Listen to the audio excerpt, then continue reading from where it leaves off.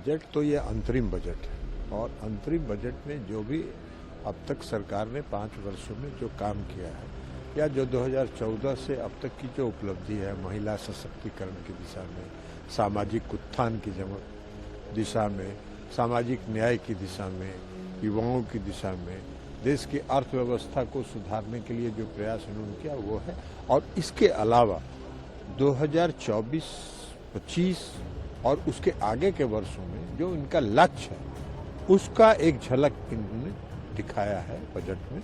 और हम समझते हैं कि बजट मिला जुला के ठीक है, जो अपने कामों को इन्होंने बताया है वो लक्ष्य प्राप्त किया है इन्होंने, और जो लक्ष्य प्राप्त किया है महिला सशक्तिकरण की दिशा में वो सारे तथ्यों को इन्होंने रखा है इस अंतरिम बजट में, अपने किए हुए काम को। और आने वाले समय में ये क्या काम करने वाले हैं सरकार बनने के बाद, उन तथ्यों को और उस फैक्ट्स को इन लोगों ने रखा है। और इससे आप कहिएगा कि मिला जुला के बजट बहुत ठीक है। आज बजट भी पेश किया गया है सर। आज का बजट जो है इंटरिम बजट था, लेकिन जो भाषण वित्त मंत्री महोदय ने दिया वो एक चुनावी भाषण लगा, मुझे एक इलेक्शन स्पीच लगा। और अपनी सरकार का गुणगान ही करना है वो तो हर सभा में नेता भाजपा के करते ही हैं, लेकिन मुझे उम्मीद थी कि अंतरिम बजट में भी कुछ ऐसे कदम ले सकते थे जिसमें लोगों को राहत मिलती।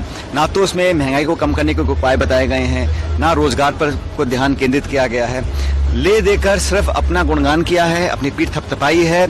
और इस पूरे भाषण में कुछ ऐसा नया निकल कर नहीं आया जिससे जनता को कुछ उम्मीद जग सकती है।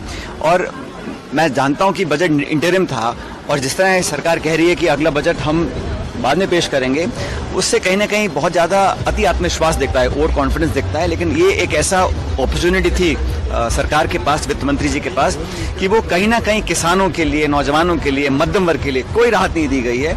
और जब आप कहते हैं कि अर्थव्यवस्था इतनी अच्छी चल रही है, तो जो लोग मेहनतकश लोग हैं, खासकर जो मध्यम वर्ग के लोग हैं, मिडिल क्लासेस हैं, स्टूडेंट्स हैं, फार्मर्स हैं, उनके लिए कहीं कोई राहत, कोई हेल्प, कोई आर्थिक मदद देने का प्रावधान इस बजट में मुझे दिखा नहीं।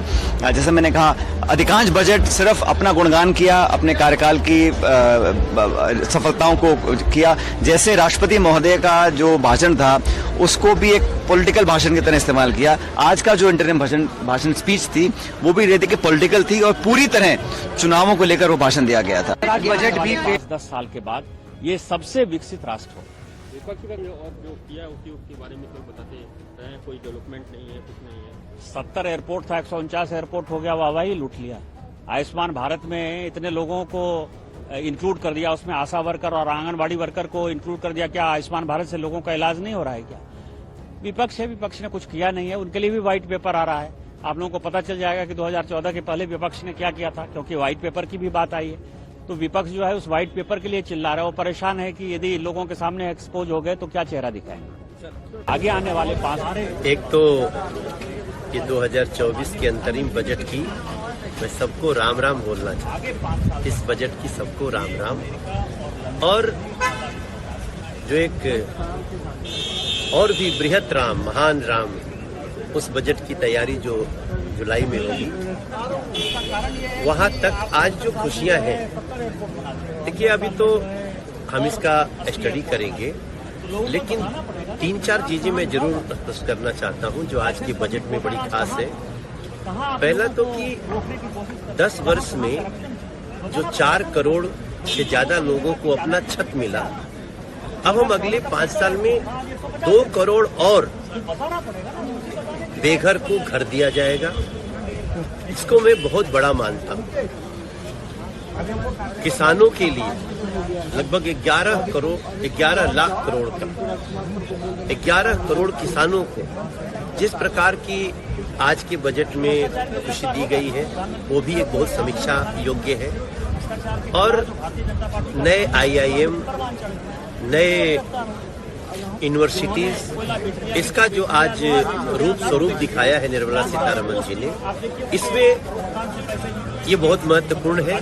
और महिलाओं के लिए, गरीबों के लिए जो लक्ष्य दिया गया है, और उस लक्ष्य का आधार जो है कि अब देश के लोगों को अगर जाति समझनी है तो 4 जाति में देखें, गरीब, महिला, किसान और युवा। उनके लिए ये बजट बहुत ही आशाओं से भरा हुआ है और मेरा पूरा विश्वास है कि 2024 के जुलाई में जो पूर्ण बजट आएगा और इस अंतरिम बजट से लेकर के हम भारत के 2047 तक विकसित बनने की संकल्पना को सिद्ध करेंगे। 2014 से पहले का जो है एक व्हाइट पेपर लाने की बात की गई है अर्थव्यवस्था को लेकर के, क्या कहेंगे सर? दोनों का तुलनात्मक अध्ययन होगा तो होना ही चाहिए। देखिए, जब तक तुलनात्मक अध्ययन नहीं होगा तब तक हम उस बढ़त को, इस अचीवमेंट को हम नहीं भाप पाएंगे। तो इसमें किसी को ऐतराज नहीं होना चाहिए। वो व्हाइट पेपर आएगा ताकि इस देश के लोग समझ सके, देश के लोग देश के मालिक हैं ना, तो उनको जानने का अधिकार है कि हमारा 2014 के पहले का भारत क्या था और 2014 के बाद का भारत। ਇਸ ਬਜਟ ਨੂੰ ਬਿਲਕੁਲ ਇਸ ਬਜਟ ਖਾਲੀ ਖੋਖਲਾ ਸੀਗਾ, ਕੁਝ ਵੀ ਨਹੀਂ ਸੀਗਾ। ਖਾਸ ਤੌਰ ਤੇ ਭਾਵੇਂ ਕਿਸਾਨਾਂ ਵੱਲੋਂ ਦੇਖਿਆ ਜਾਏ, ਯੁਵਾ ਨੌਜਵਾਨਾਂ, ਕਿਸੇ ਵੱਲ ਕੁਝ ਵੀ ਨਹੀਂ ਸੀਗਾ, ਸਿਰਫ ਆਪਣੀ ਖੋਖਲੀ ਪੀਠ ਥਪਥਪਾਉਣ ਦੀ ਗੱਲ ਸੀ। ਕਿਤੇ ਨਾ ਕਿਤੇ ਅੱਜ ਦਾ ਦਿਨ ਸੀਗਾ ਜਿੱਥੇ ਤੁਹਾਨੂੰ 2014 'ਚ ਜਿਹੜੇ ਤੁਸੀਂ ਵਾਅਦੇ ਲੋਕਾਂ ਨੂੰ ਕੀਤੇ ਸੀ ਕਿ ਹਿੰਦੁਸਤਾਨੀਆਂ ਦੇ ਅੱਛੇ ਦਿਨ ਆਣਗੇ, ਹਰ ਖਾਤੇ ਵਿੱਚ 5 ਲੱਖ ਰੁਪਏ ਆਣਗੇ, ਕਿਸਾਨਾਂ ਦੀ ਆਮਦਨ ਨੂੰ ਦੁੱਗਣਾ ਕੀਤਾ ਜਾਊਗਾ, 5 ਕਰੋੜ ਨੌਜਵਾਨਾਂ ਨੂੰ ਰੋਜ਼ਗਾਰ ਮਿਲੂਗਾ। ਅੱਜ ਤਾਂ ਉਹਦਾ ਵੇਰਵਾ ਦੇਣਾ ਸੀਗਾ ਵੀ ਕਿੰਨੇ ਨੌਜਵਾਨਾਂ ਨੂੰ ਤੁਸੀਂ 10 ਸਾਲਾਂ 'ਚ ਰੋਜ਼ਗਾਰ ਦਿੱਤਾ ਹੈਗਾ, ਕਿੰਨੇ ਕਿਸਾਨਾਂ ਦੀ ਤੁਸੀਂ ਆਏ ਦੁੱਗਣੀ ਕਰਤੀ ਹੈ, ਕਿੰਨੇ ਹਿੰਦੁਸਤਾਨੀਆਂ ਦੇ ਅੱਛੇ ਦਿਨ। ਇੱਕ ਪਾਸੇ ਤੁਸੀਂ ਕਹਿੰਦੇ ਹੋ 25 ਕਰੋੜ ਨੌਜਵਾਨਾਂ ਨੂੰ, 25 ਕਰੋੜ ਪਰਿਵਾਰਾਂ ਨੂੰ ਅਸੀਂ ਪੋਵਰਟੀ ਲਾਈਨ ਤੋਂ ਉੱਪਰ ਚੱਕਿਆ ਹੈ, ਤੇ ਅਗਲੇ ਸੈਂਟੈਂਸ ਤੇ ਤੁਸੀਂ ਆ ਕਹਿ ਰਹੇ ਹੋ ਕਿ 80 ਕਰੋੜ ਲੋਕਾਂ ਨੂੰ ਤੁਹਾਨੂੰ ਮੁਫਤ ਰਾਸ਼ਨ ਦੇਣਾ ਪੈ ਰਿਹਾ ਹੈ। ਮਤਲਬ ਦੇਸ਼ 'ਚ ਗਰੀਬੀ ਇੰਨੀ ਹੋ ਗਈ ਕਿ ਲੋਕੀ ਖੁਦ ਕਮਾ ਕੇ ਖਾਣ ਜੋਗੇ ਵੀ ਨਹੀਂ ਹੈ, ਸਰਕਾਰ ਨੂੰ ਰਾਸ਼ਨ ਦੇਣਾ ਪੈਂਦਾ ਹੈ। ਤੇ ਉਹ ਅੰਨਦਾਤਾ ਜਿਹੜਾ ਇਸ ਰਾਸ਼ਨ ਦਾ ਇੰਤਜ਼ਾਮ ਕਰਦਾ ਹੈ, ਖਾਸ ਤੌਰ ਤੇ ਪੰਜਾਬ ਦਾ ਕਿਸਾਨ ਜਿਹੜਾ ਸਭ ਤੋਂ ਵੱਧ ਯੋਗਦਾਨ ਦਿੰਦਾ ਹੈ, ਉਹਨਾਂ ਵਾਸਤੇ ਕੁਝ ਨਹੀਂ। ਸੋ ਨਾ ਕਿਸਾਨ ਵਾਸਤੇ ਕੁਝ। ਅੱਛਾ, ਔਰਤਾਂ ਦੀ ਬਹੁਤ ਵੱਡੀਆਂ ਵੱਡੀਆਂ ਗੱਲਾਂ, ਪਰ ਜਿਵੇਂ ਖੋਖਲਾ ਉਹ 33% ਰਿਜ਼ਰਵੇਸ਼ਨ ਸੀ, ਜਿੰਨੀ ਵੱਡੀ ਬਹੁਮਤ ਦੇ ਨਾਲ ਕਹਿੰਦੇ ਵੀ ਅਸੀਂ ਅਗਲੇ 2 ਸਾਲ ਦੇ ਅੰਦਰ ਜਾਂ ਅਗਲੇ ਇਲੈਕਸ਼ਨ ਤੇ ਜਾਂ 2 ਸਾਲ ਦੇ ਅੰਦਰ ਰਿਜ਼ਰਵੇਸ਼ਨ ਆਊਗਾ, ਲੇਕਿਨ ਅੱਜ ਤਾਈਂ ਕੋਈ ਐਕਸਪਾਇਰੀ ਡੇਟ ਹੀ ਨਹੀਂ ਸੈੱਟ ਕੀਤੀ ਵੀ ਇਹਦੇ ਬਾਅਦ ਆਊਗਾ। ਸੋ ਕੁਝ ਨਹੀਂ ਪਤਾ, ਗੱਲਾਂ ਬਹੁਤ ਸਾਰੀਆਂ ਹੈਗੀਆਂ, ਲੇਕਿਨ ਕਿਤੇ ਨਾ ਕਿਤੇ ਮਹਿਸੂਸ ਹੁੰਦਾ ਹੈ ਕਿ ਜ਼ਮੀਨੀ ਹਕੀਕਤ ਜਿਹੜੀ ਅੱਜ ਦੇ ਨੌਜਵਾਨਾਂ ਦੀ ਹੈਗੀ, ਕਿਸਾਨਾਂ ਦੀ ਹੈਗੀ, ਲੋਕਾਂ ਦੀ ਹੈਗੀ, ਤੇ ਇਹ ਸਰਕਾਰ ਜਿਹੜਾ ਇੱਕ ਬੜਾ ਸੁਨਹਿਰੀ ਚਿੱਤਰ दिखा रही है सामने, ਉਹਦੇ ਵਿੱਚ बहुत जमीन आसमान का अंतर हैगा। चुनावी बजट नहीं, मैं तो कहती हूँ एक तरीके से थोड़ी मुझे इसमें एरोगेंस नजर आ रही थी कि हम जुलाई में हम बजट पेश, या तो आपकी कोई प्लानिंग है जो देशवासियों को नहीं पता, क्योंकि हर एक इलेक्शन में जो भी यहाँ पहुंचता है, पहली चीज आपको ये पता है, you can not take any election for granted, क्योंकि इलेक्शन के रिजल्ट लोग क्या समझते हैं वो लोग ही जानते हैं। और आज की डेट में आप पहले से ही इतनी एरोगेंटली आप अनाउंस कर रहे हैं कि सही बजट हम जुलाई में करेंगे, तो पता नहीं आपने क्या प्लानिंग करी है और ये आपके पास ये ओवर कॉन्फिडेंस क्यों है, ये आप ही जानते हैं। लेकिन मैं ये जरूर समझती हूँ कि आज समा था कि 10 साल में जो 2014 में आपने बोला था, आप वही चीजें निकाल के लोगों को बताएं और उसका वेरवा दें, ना कि आगे के और सपने दिखाएं। मेरे हिसाब से इस साल भी बहुत ही ज्यादा निराशापूर्वक ये बजट रहा है। देश में महंगाई और बेरोजगारी चरम सीमा पे है, पर इस बजट में कुछ भी नहीं बताया गया कि सरकार क्या कदम उठाएगी जिससे कि महंगाई और बेरोजगारी से लड़ा जा सके। जेंडर बजट हर साल 5% के अराउंड होता है, हम महिलाएं देश में 50% हैं, फिर भी जेंडर बजट सिर्फ 5% के अराउंड होता है। आज महिलाएं वर्क फोर्स में सिर्फ 23% हैं, सिर्फ 10% स्टार्टअप्स महिलाएं ओन कर रही हैं, सिर्फ 20% MSMEs महिलाएं ओन करती हैं। तो बजट में क्यों नहीं इस बारे में बात करी गई कि किस तरीके से महिलाओं को वर्क फोर्स में ज्यादा पार्टिसिपेशन करने का मौका दिया जाएगा। हम ये देखते हैं कि महिला सुरक्षा पे वही घिसी-पिटी स्कीमें बार बार आ जाती हैं, बेटी बचाओ बेटी पढ़ाओ। अरे सिर्फ नारेबाजी से थोड़ी ना बेटियां बचेंगी, बेटियां पढ़ेंगी। क्यों नहीं इस बार बजट में बताया गया कि हर डिस्ट्रिक्ट में किस तरीके से फास्ट ट्रैक कोर्ट्स बनाए जाएंगे, पुलिस के संसाधन, पुलिस की जवाबदेही किस तरीके से बढ़ाई जाएगी। आज अगर आप दिल्ली पुलिस को भी देखें तो सिर्फ 11.75% महिला पुलिस फोर्स में है, तो कैसे ये नंबर बढ़ाया जाएगा। क्यों स्वास्थ्य के बारे में, क्यों एजुकेशन के बारे में और बात नहीं करी। तो मेरे हिसाब से एक आम इंसान के लिए ये बहुत ही ज्यादा निराशापूर्वक बजट रहा है और मैं काफी डिसअपॉइंटेड हूँ। मेरे हिसाब से जो भारतीय जनता पार्टी शासित केंद्र सरकार ने आज बजट प्रस्तुत किया है वो बिल्कुल इस बात को साबित कर देता है कि ये एक जुमलों की सरकार है। मोदी जी ने वादा किया था 2014 में कि बहुत हुई बेरोजगारी की वार, अब की बार मोदी सरकार कहा था कि हर साल 2 करोड़ नौकरियां देंगे। आज 10 साल बीत गए, कहां है नौकरियों का हिसाब किताब? क्या 20 करोड़ नौकरियां इस देश के लोगों को मिली हैं? बिल्कुल नहीं मिली। बहुत बड़ी बात होगी अगर 1 करोड़ भी नौकरियां पिछले 10 सालों में मोदी सरकार ने देश के युवाओं को दी। आप प्राइवेट नौकरियां छोड़िए, आज के दिन में सेंट्रल गवर्नमेंट की 10 लाख से ज्यादा वैकेंसियां खाली हैं, पोस्ट खाली हैं, लेकिन वहां पे भर्तियां नहीं हो रही हैं।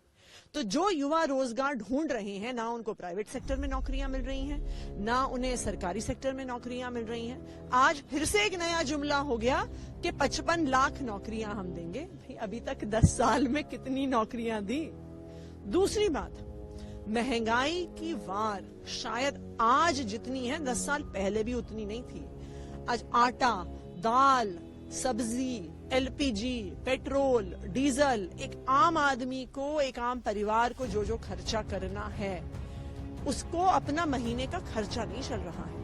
लेकिन आज के बजट में भी महंगाई की वार कम करने के लिए एक भी कदम नहीं उठाया गया।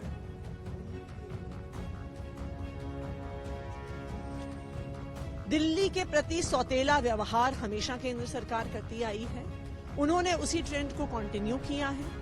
दिल्ली को अगर अपना rightful share of central taxes मिले, जो दिल्ली के लोग इनकम टैक्स के तौर पर देते हैं, तो दिल्ली को कम से कम केंद्र सरकार से 15,000 करोड़ मिलना चाहिए। लेकिन कितना मिला है? 1,000 करोड़। दूसरी बात, देश भर की अर्बन लोकल बॉडीज के लिए केंद्र सरकार ने बजट में पैसा रखा है, लेकिन दिल्ली की एमसीडी के लिए 1 रुपया भी नहीं रखा है। तो ये बिल्कुल साफ है कि दिल्ली के प्रति सौतेला व्यवहार है। लेकिन दिल्ली सरकार दिल्ली के लोगों के विकास के प्रति प्रतिबद्ध है। हम तो काम करते रहेंगे, लेकिन केंद्र सरकार का ये सौतेला व्यवहार ठीक नहीं है। चुनाव की साल है, चुनाव के साल में फुल बजट नहीं पेश किया जाते हैं, लेकिन सबसे बड़े हमारे नियमों के मुताबिक इस बजट में कोई पॉलिसी के बारे में नहीं कहे जाते हैं, लेकिन ये सरकार पॉलिसी के बारे में बात करते हैं। तो ये सबसे बड़ी सरकार संविधान की मान्यता नहीं देते हुए इस तरह की बात करते हैं। अभी चुनाव के समय आम लोगों को लुभाने के लिए सरकार तरह तरह की लोगों को कुछ मतलब लुभाने की तरीका निकल रहे हैं। हमें देखना है कि कौन सा बजट है। बेरोजगारी से रोजगार मिलने का बजट ही है क्या? ये गरीबों की रोजाना खर्चा करने की ताकत बढ़ाने की बजट है ये क्या? हमारे देश आज विश्व में 111 नंबर सूचकांक पर आ गए भूखमरी की सूची पे, उसको निदान पाने के लिए कोई बजट है क्या? तो ये बजट से आम चुनाव जो होने वाला है इस साल, ये आम चुनाव में आम लोगों को लुभाने की बजट है और कुछ नहीं है। अगर आप ये वीडियो YouTube पर देख रहे हैं तो हमारे चैनल को सब्सक्राइब करें और बेल आइकन को दबाना ना भूलें। अगर आप Facebook पर ये वीडियो देख रहे हैं तो हमारे पेज को लाइक करें।